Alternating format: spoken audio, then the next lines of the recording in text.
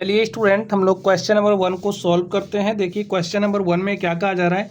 चतुर्भुज ए C B D में ए सी बराबर ए डी है और ए बी कोण ए को समद्विभाजित करता है।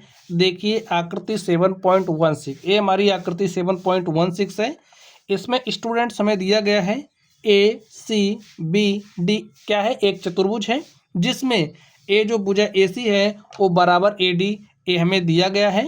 ए जो भुजा ए बी है, यहाँ पर देखिए ए बी काम क्या कर रही है, कोण ए को समद्विभाजित कर रही है। समद्विभाजित करने का मतलब कोण ए को दो बराबर भाग में बांट रही है, यानी कि ए वाला जो कोण है वो बराबर है इस वाले कोण के। आगे देखिए, दर्शाइए कि त्रिभुज ए बी सी सर्वांगसम त्रिभुज ए बी डी है। त्रिभुज ए बी सी सर्वांगसम है ए बी डी के।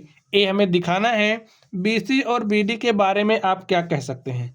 ये जो बी सी है बी डी है, इसके बारे में आप क्या कह सकते हैं हमें बताना है। चलिए हम लोग इसको सॉल्व करते हैं। स्टूडेंट, सॉल्व करने का तरीका आप समझिए। सबसे पहले जो जो दिया है उसको आप लोग लिख लीजिए। लिखिए, दिया है ए सी बी डी एक चतुर्भुज है। ए सी बी डी क्या है, एक चतुर्भुज है जिसमें हमें आगे क्या दिया है, जो ए सी है वो बराबर ए डी, ए सी बराबर ए डी में दिया है। और ए बी क्या है, कोण समद्विभाजक है। इसलिए लिखिए ए बी, ये जो ए बी क्या है, कोण समद्विभाजक है। ए बी कोण ए को समद्विभाजित करता है। ए बी कोण ए को समद्विभाजित करता है। समद्विभाजित का मतलब समान रूप से विभाजित कर रहा है, ठीक है, समद्विभाजित करता है। इसलिए जो हमारा एंगल सी ए बी होगा वो बराबर होगा किसके, एंगल सी ए बी बराबर होगा बी ए डी के। ठीक स्टूडेंट, चलिए अब देखिए मैं सिद्ध क्या करना है। इसको आप समीकरण 1 मान लीजिए, इसको आप 2 मान लीजिए। लिखिए, सिद्ध करना है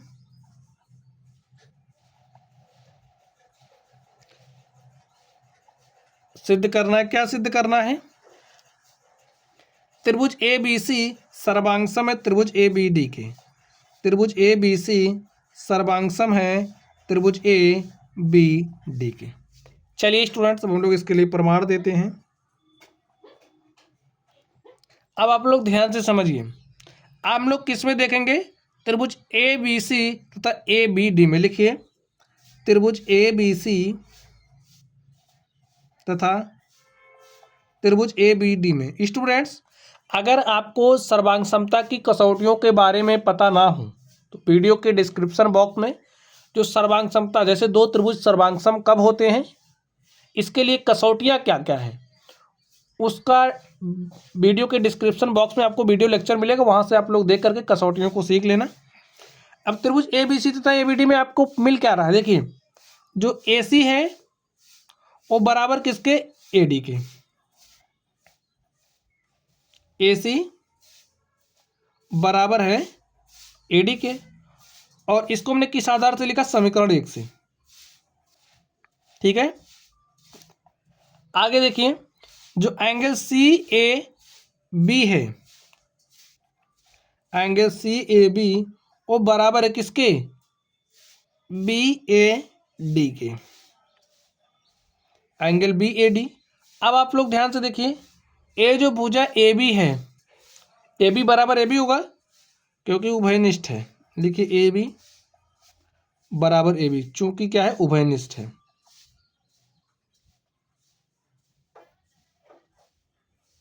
इसको हमने किस आधार से लिखा, समीकरण 2 से। इतनी बात आप लोग समझ गए। चलिए आप लोग ध्यान से देखिए, side angle side, side angle side, side angle side सर्वांग समता की कसौटी यहाँ पर फॉलो हो रही है। लिखिए, साइड एंगल साइड सर्वांग समता की कसौटी से, साइड एंगल साइड सर्वांग समता की कसौटी से। यस का मतलब होता है साइड, साइड का मतलब होता है भुजा, ए का मतलब होता है एंगल यानी कि कोण, भुजा कोण भुजा सर्वांग समता की कसौटी, ठीक है, परेशान नहीं होना है। साइड एंगल साइड सर्वांग समता की कसौटी से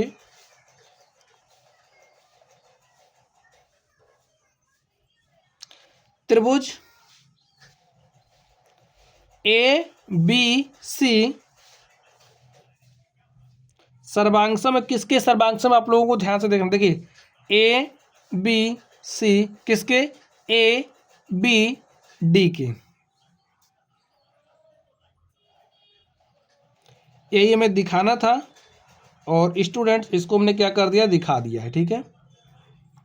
अब आगे आप लोग ध्यान से देखिए, अब आगे हमसे क्या कहा गया था, हमसे कहा गया था कि बीसी और बीडी के बारे में आप क्या कह सकते हैं। ये जो बीसी है, देखिए आप लोग ध्यान से देखिए, इस बीसी को ध्यान से देखिए और बीडी को ध्यान से देखिए, इसके बारे में आप क्या सकते हो, इसको ध्यान से देखिए।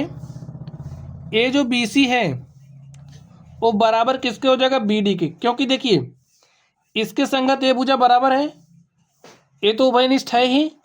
अब इसके संगत ए वाली भुजा हो रही है, और अभी अभी हमने सिद्ध किया कि त्रिभुज ए बी सी सर्वांगसम में ए बी डी के सर्वांगसम त्रिभुजों के संगत भाग बराबर होते हैं, इसलिए ये जो भुजा बी सी है वो बराबर किसके हो जाएगा, बी डी के।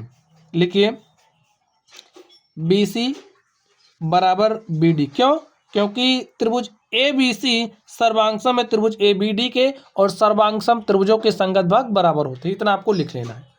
तो स्टूडेंट इस तरीके से जो हमारा क्वेश्चन था हमने इसको सॉल्व कर लिया है। चलिए आप लोग पढ़ते रहिए, थैंक यू।